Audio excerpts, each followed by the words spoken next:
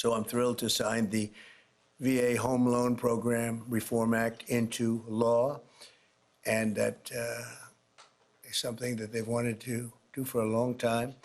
This legislation provides desperately needed relief to veterans and their families who have fallen behind on their mortgages, of which there are a lot, because we have somebody that doesn't want to lower interest rates and probably won't lower them today. It's a really sort of an amazing situation.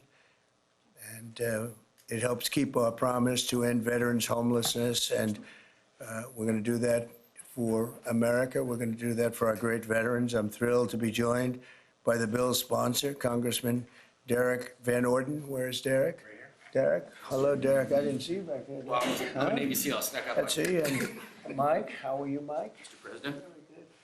These two gentlemen are terrific. They are working together, and they've been working together, Mike, a long time on this. So I just want to thank you both, and I'll ask you to say a couple of words.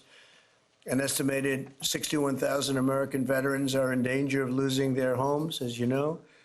But thanks to this bill, the Department of Veterans Affairs will be empowered to pay loan holders the necessary amount to prevent foreclosures on our veterans, so our veterans won't be foreclosed and put out onto the streets. It's very important. This bill also creates a 5-year partial claim program that could benefit up to 3.7 million veterans. That's the kind of numbers you're talking about. It's big stuff. The costs of the program are fully offset and will add nothing at all to debt. This common sense legislation had overwhelming support and passed unanimously in the House and the Senate. Wow. When was the last time that happened? That's pretty impressive. My administration is committed to doing everything possible to ensure that our veterans are treated with respect and treated as well as anybody in this country. They're so important. They're so great. They've suffered so much in many cases. In May, I signed an executive order to open the National Center for Warrior Independence in Los Angeles, California, which will house up to 6,000 homeless veterans. You know, until we came along, they treated the veterans far worse than the illegal immigrants. They came in, they were staying in hotels, luxury hotels, and the veterans are staying outside of the sidewalk on the same hotel. Some pictures are just incredible. In addition, we'll also be opening a full-service VA center in New Hampshire, which is the only state in the union to not have a VA center. And I made that promise to the people of New Hampshire a long while ago, and we got it done. It's the only state that doesn't have, and yet you have a lot of veterans in New Hampshire. We're slashing the wait times at VA medical centers, and we're bringing back VA choice and VA accountability, which I had and the Democrats abandoned. It made it so much better. Accountability, meaning if you treat our veterans badly, we treat you badly. You get fired and beyond that. And VA choice is you can get out and you can, if you don't have a doctor ready, willing, and able to take care of you within the VA, you go outside, you go see a doctor, you get better, and we pay the bill. And the veterans loved it. We had a 92% approval rating. And what did the Democrats do? They came along and they ended both of them, and they hired back many of the people that we fired. We fired people and replaced them with great, loving people. But we fired people who were sadists. In many cases, they were sick. They were thieves. They were stealing. And they hired them back. The accountability, meaning the VA accountability, was a big deal getting it passed because you have unions, you have all sorts of problems to go through. We got it through everything. And the Democrats, as soon as they got back, they hired many of the worst people right back, and we're getting rid of them.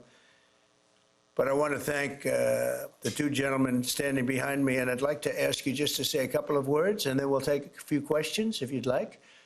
And we'll sign the bill, and our veterans will be very happy about it. Thank you. Mike, do you want to start? Sure. Well, first off, thank you, Mr. President, for signing this bill today. Let me tell you that not only this bill, which will help make sure that those veterans have got themselves in a situation where maybe they would be foreclosed on, it gives them just a little bit extra help without the government going into a banking business like what we had to with the previous administration. I also want to say thank you, too, though, for appointing Doug Collins as our secretary for the VA. As chairman of the VA, having the opportunity to work with Doug, one, because we worked together before, but he has the right attitude, and the attitude is the VA is not about bureaucracy. It's about the veterans, and we want to keep it that way. That doesn't mean we don't have a good workforce. What it means is that workforce is focused on the veterans, not on making sure that the VA grows, but making sure that the VA does the job it's supposed to do. And thank you, Mr. President, it's your leadership that allows that to happen. Thank you, everybody, for coming here today. Thank you, Mr. President, for hosting us here. I'm the longest-serving enlisted member of the United States military to ever get elected to Congress in the history of our nation. And I'm unequivocally stating right now that President Donald J. Trump is the most positive, pro-veteran president in the history of this country. And so he backs up his words with deeds, and this is another example of how President Trump is taking care of our veterans. So, sir, I'm very thankful for you, for your leadership, and let's get this thing done and get our veterans into homes. So God bless you, and God bless the United States. Thank you, my friend. Thank you. Let's sign first, and we'll take a couple of questions. Yes. We'll get it done. We've been waiting a long time. And I do want to commend Doug Collins, because I hear he's doing fantastic. He's done an incredible job.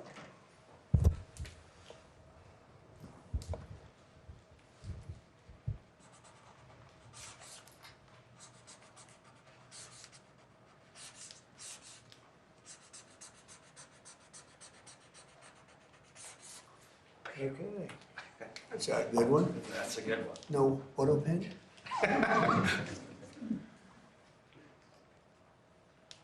That's a very important bill, and we want to thank everybody for the great help, but in particular, you two guys have done a fantastic job. Thank you very much. Okay, take the pen. Oh, I'll keep that one. Take the pen. Thank you, sir. Take another pen. And we'll take them and give them to the other people that helped. Okay? Very well. Okay, questions? Mr. President, you said that higher interest rates are making it harder for veterans to refinance. There's a stronger than expected GDP report this morning. What do you say to analysts who worry that lowering interest rates would actually lead to inflation? Well, if that happens, then we just raise them.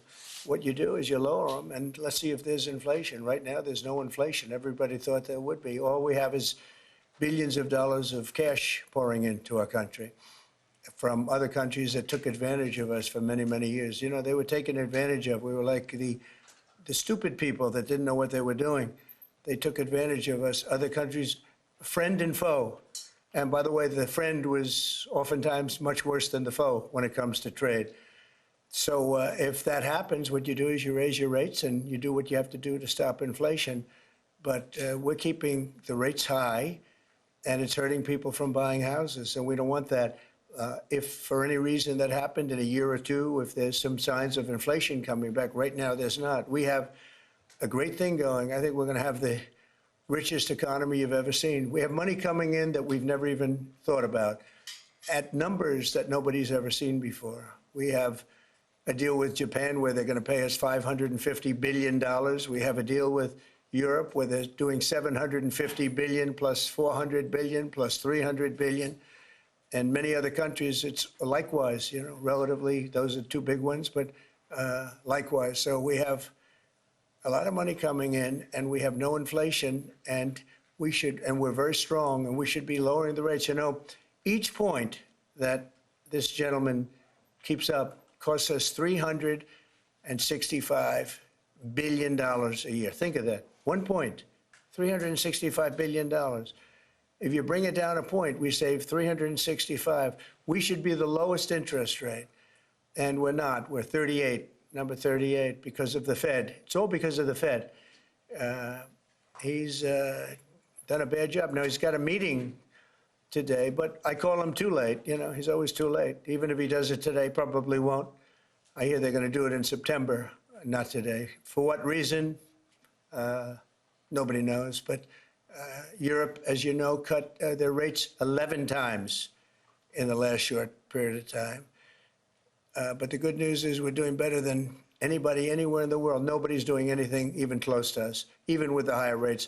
The higher rates do affect housing, though, because people can't go out and get a loan or refinance their house. And it would be nice to have them be able to do that. That would be just another another check of a box that would be very important. Yeah, please. Mr. President, you mentioned today that India, in addition to its 25% tariff rate, would pay an additional penalty because of its support of Russia. What is that additional penalty? And are other countries facing the same threat? Well, we're negotiating right now, and it's also BRICS. They have BRICS, which is basically a group of countries that are anti the United States, and India is a member of that, if you can believe it. It's an attack on the dollar, and we're not going to let anybody attack the dollar. So it's partially BRICS, and it's partially the trade situation. It's the deficit. We had a tremendous deficit. So, as you know, Prime Minister Modi is a friend of mine, but they don't do very much business in terms of business with us. They sell a lot to us, but we don't buy from them. You know why? Because the tariff is so high. They have one of the highest tariffs in the world. Now, they're willing to cut it very substantially, but we'll see what happens. We're talking to India now. We'll see what happens.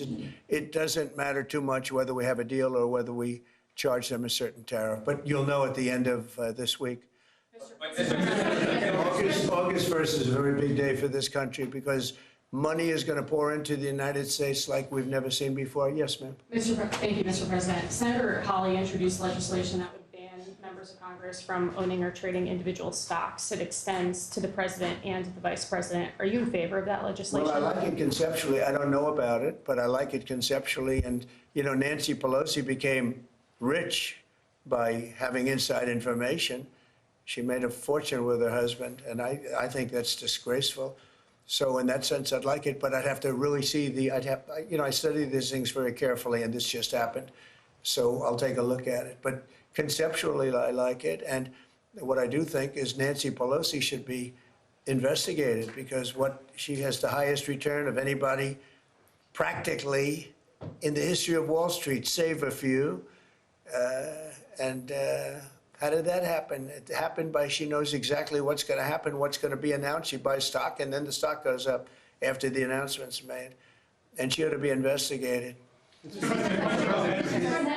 Harvard is reportedly willing to settle with you for $500 million.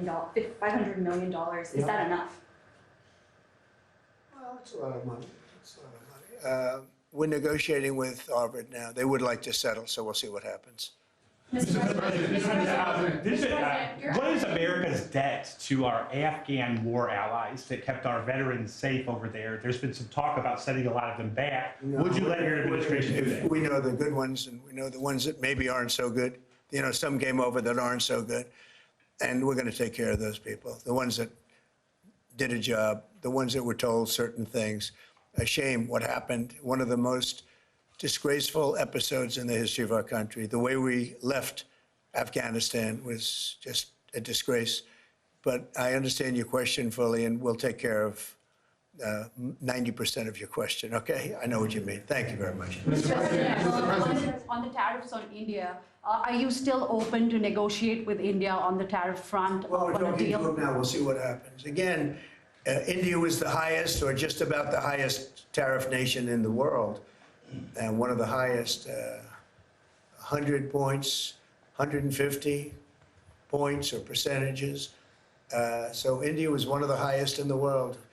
They had won 175%, and higher than that. There's another higher one is Canada.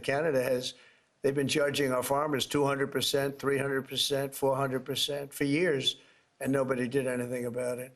But India is one of the highest, so we're going to see. We're negotiating with India right now. Mr. President, Kash Patel reportedly found burn bags of Russiagate materials, and we'd love to get your thoughts on that. He said what? Burn bags of Russiagate materials that don't know FBI that. supposedly found.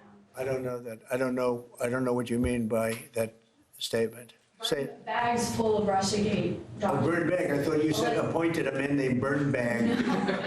Go ahead. No, so he You got to speak up. thousands of documents in these bags, supposedly burned bags at the FBI in the secret room. Well, I want everything to be shown, as long as it's fair and reasonable. I think it will be shown and it should be shown. And I think he feels that way, and I think Pam feels that way. But it's got to be, it's got to be stuff that really doesn't hurt people unfairly, because you have so many people involved. And if they can do that in a fair way, I think it's great. I think it's really great. The whole thing is a scam. It's a scam set up by the Democrats, and they love talking about it. But I would like to see people exposed that might be bad.